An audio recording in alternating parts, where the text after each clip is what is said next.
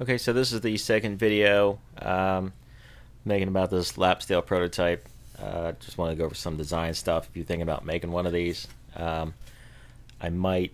I'm going to try to make another one with some changes, which I'm about to go over, and I may make some to sell. I'll probably eventually make a video on how to make it at home. I got some of the ideas off the internet as far as different tutorials and just looking at other ones that are for sale.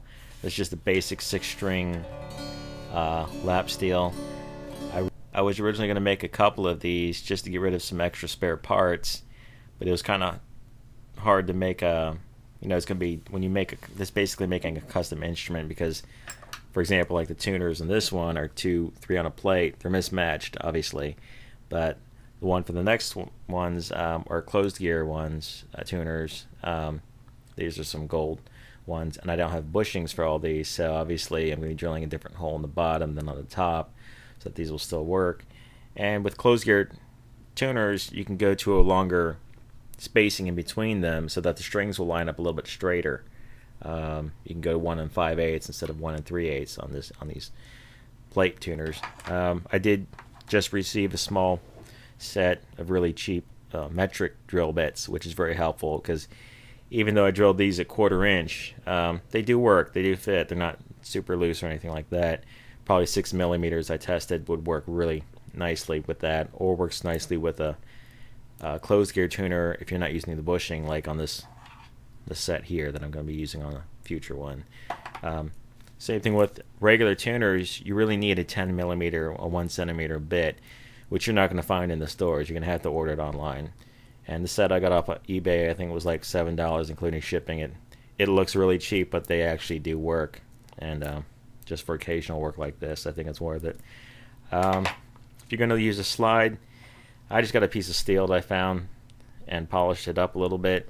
You really do need a solid bar, Dobro style slide. Using a finger slide, it's just not going to cut it. You're just not going to have the sustain with that. The problems I had coming with the design is because I was trying to just find stuff like this to even use as the nut or the bridge, and I have pieces of hardwood. And you can still probably do that. If you got a walnut tree in the back, black walnut, whatnot, something hard, as long as the wood is dried out. I mean, I've got some pen blanks of rosewood and walnut to use for guitar stuff, and I also have a chopping block that I'm cutting up, an old chopping block, because a lot of times that's made out of rock maple, and you can use that for a bridge, for a nut and a bridge if you really wanted to, but I wanted something that I could repeat. I wanted to come up with like a standard design, so I kind of gave in and went ahead and bought some aluminum angle. And originally it was this full size here, which is I think it's 19 millimeters by 19 millimeters, the sides, and the strings were just too tight. They just wasn't much sustain on. It had nice volume, it had a great, just like this, but the sustain was just not there. But then again, I didn't have the solid steel at the time. But the changes I'm going to make on the next one that I make, and one change I did think about that I'm not going to do, is that this size of this plank is 1/3 of an 8-foot piece of lumber. And since I have a car, trying to get home a 10-foot piece of lumber, even though that would make it, you'd let you make it a little bit longer, it's really not that necessary. I was, the inspiration behind this was looking at the YouTube video for the GE Smith Telecaster, and he kind of shows how it was inspired by the old 1940 lap steel, Fender lap steel.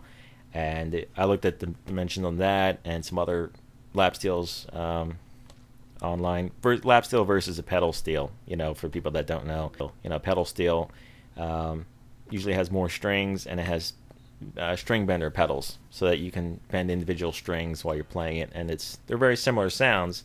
They can achieve very similar sounds, but lap steel is a little bit more rugged, more generic, because you can run it through distortion and whatnot. And what I don't have when I do the sound demo video is I don't have a volume pedal, because that's one thing that makes it cool too. But that's something you might want to look into. So lengthwise, I think this is probably about 32, maybe a little bit less than that.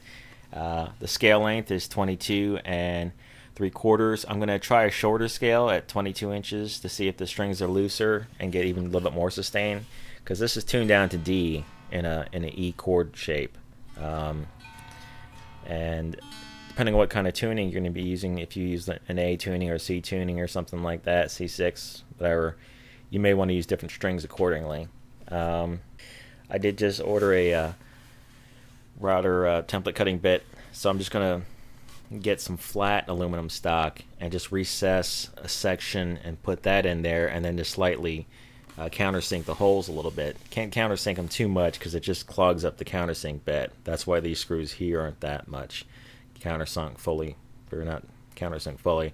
So I'm going to use round-headed screws for these. I'm probably going to use metal sheet metal screws because they're just threaded all the way, and for the sizes that I'm looking for, it's a little bit better. The control cavity is going to need to be a little bit longer. That's why these knobs are close together, because this jack is encroaching on the space in there, so I couldn't put it. Plus, I'll probably make it a little bit wider. This pickup cavity is probably going to be just a little bit skinnier, and I'm probably going to do universal route, a square, so that it'll be easy to switch it out for a humbucker, or P90 might be a little bit too wide for this design unless I move the control cavity someplace crazy. But this pine body, has worked out pretty well. I don't see any flexing in it. Obviously I wouldn't leave it bare because you're leaving it open to moisture and it could flex. And for making a fingerboard, I don't see why people even bother making a fingerboard. When I go to do mine, I'm going to just map it out with a piece of poster board. I'm going to mark it off, like this is here on the poster board, but then verify it with the tuner and the slide that I'm going to be using to make sure it's pretty accurate. But slide guitar playing, it's more about you got to train your ear. Another thing I'm going to try is, because I have two long shaft posts, long shaft pots, is drilling the cavity from the rear. I'm trying to avoid doing that because I'm not sure how strong the top is. Just like when you do tuner holes, a lot of times you'll see just the 10 millimeter all the way straight through. Well, actually on a closed gear tuner like that, the very top bushing is actually 8 millimeters. And so sometimes on some expensive, your more expensive American-made instruments, sometimes you'll see that 8 millimeter hole in the top, but sometimes that's a hardwood veneer. So, because otherwise, if it's thin, it's just going to pop and break through anyways. So the scale length I'm going to change. I may try to make the headstock a little bit skinnier. I made it a little bit wider than the stuff I've seen online, just because this is pine and I didn't want to risk it, bending over and whatnot. I'm going to try it with the closed gear tuners, which will let me put further spacing, which will make the strings line up a little bit more, and not rely so much on the notches on the nut. I'll probably keep the same nut height.